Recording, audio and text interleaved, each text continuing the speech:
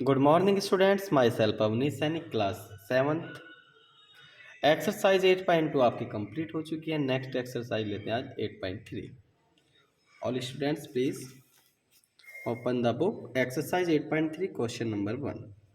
Tell what is the profit और loss. अब हम प्रॉफिट और लॉस के बारे में जानकारी करेंगे। प्रॉफिट किसी भी चीज़ का फायदा, लॉस किसी भी चीज़ का नुकसान, लाभ और हानि। In the following the transaction also find the profit percent और लॉस परसेंट। हमें बताना है कि प्रॉफिट हुआ या लॉस, उसका परसेंटेज निकालना है। जैसे फर्स्ट क्वेश्चन में है आपका both for 250 rupees sold for 325। इसके अकॉर्डिंग हम कैसे पहले इनको फॉर्मूलों को देखेंगे, फॉर्मूलों के अकॉर्डिंग इनको सोल्व करेंगे। जैसे क्लास 7 सबसे पहले हम प्रॉफिट की बात करते हैं। प्रॉफिट मीन्स होता है हमें फ़ायदा कितना हुआ, जिसको हम लाभ कहते हैं। फिर होता है सेकंड लॉस, इसका मतलब होता है कितना हमें नुकसान या हानि हुई। इसके लिए सबसे पहले कॉस्ट प्राइस।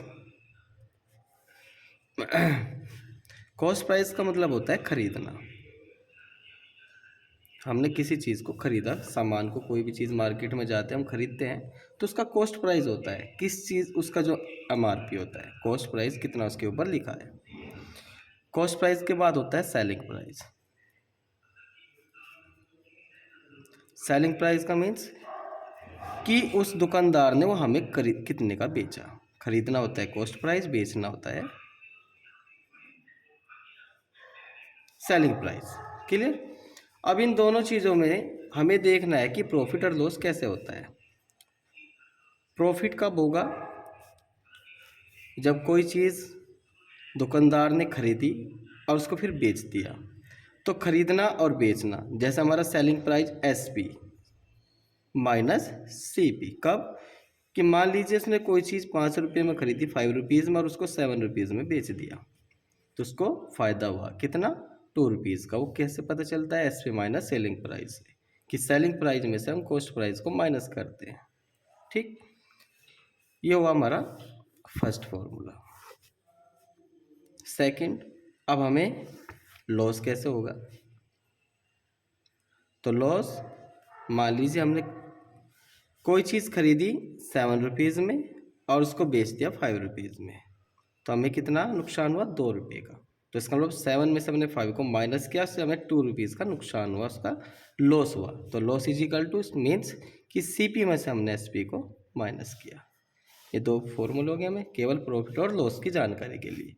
अब हमें परसेंटेज निकालनी है, तो प्रॉफिट परसेंटेज कैसे होगा, प्रॉफिट परसेंटेज। अब हम क्या करेंगे, अब प्रॉफिट कितना हुआ है वो लिखेंगे, P फॉर प्रॉफिट मल्टीप्लाई 100 और अपॉन खरीदा हुआ CP कॉस्ट प्राइस। इसके लिए ऐसे ही लॉस परसेंट निकाल लेंगे, लॉस परसेंट के लिए। अब लॉस कितना हुआ, L फॉर लॉस मल्टीप्लाई 100 और अपॉन दोनों में ही कॉस्ट प्राइस रखना है। ये हो जाएगा ये सेकंड फॉर्मूला। इन दोनों फॉर्मूलों के अकॉर्डिंग हम फर्स्ट क्वेश्चन को सॉल्व करेंगे। क्वेश्चन में बहुत मिस खरीदना, हमने इतने में कोई चीज़ खरीद ली, सोल्ड मिस बेचना, हमने इतने में उस चीज़ को बेच दिया है। तो हमें बताना है कि उसको लॉस परसेंट हुआ है प्रॉफिट परसेंट, ये हमें निकालना है। कैसे करेंगे क्वेश्चन को, क्वेश्चन नंबर फर्स्ट में A पार्ट में, तो सबसे पहले हमें लिखेंगे बहुत मिस खरीदना, इसको CP लिखेंगे।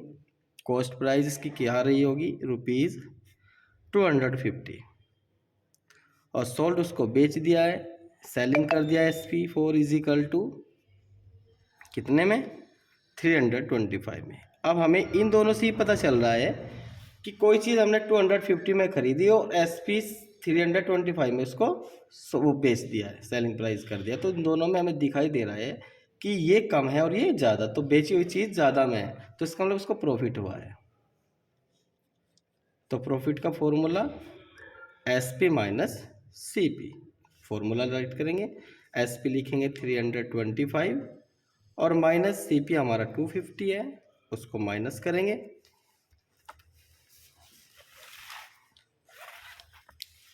अब -325 में से अब हम 250 को माइनस करेंगे तो 5 12 12 में से 5 75, तो हमें 75 रुपीज़ का प्रॉफिट होगा। अब इसमें प्रॉफिट परसेंट भी निकालना है, तो profit percent is equal to profit multiply 100 upon CP। Clear? इस फॉर्मूले में वैल्यू पुट करेंगे। प्रॉफिट कितना है हमारा 75 रुपीज़ का। अब 75 रुपीज़ लिखेंगे, मल्टीप्लाई 100 और अपॉन CP। उस चीज़ को हमने कितने में ख़रीदा? 250 रुपीज़ में, तो 250 लिखेंगे। अब इसकी कैलकुलेशन करेंगे। अब 0 से 0 कट, 75 मल्टीप्लाई 10 अपॉन 25, 25 3 ज़ा 75 और 10 3 ज़ा 30, मीन्स 30 रुपीज़ का प्रॉफिट होगा परसेंट। तो आंसर क्या आ जाएगा? हमें प्रॉफिट बताना है, तो प्रॉफिट कितना हुआ था? 75 रुपीज़ का, और प्रॉफिट परसेंट कितना हुआ है? 30। ये answer. I hope question number 1 8.3 का आपको अच्छी तरह से समझ में आया होगा।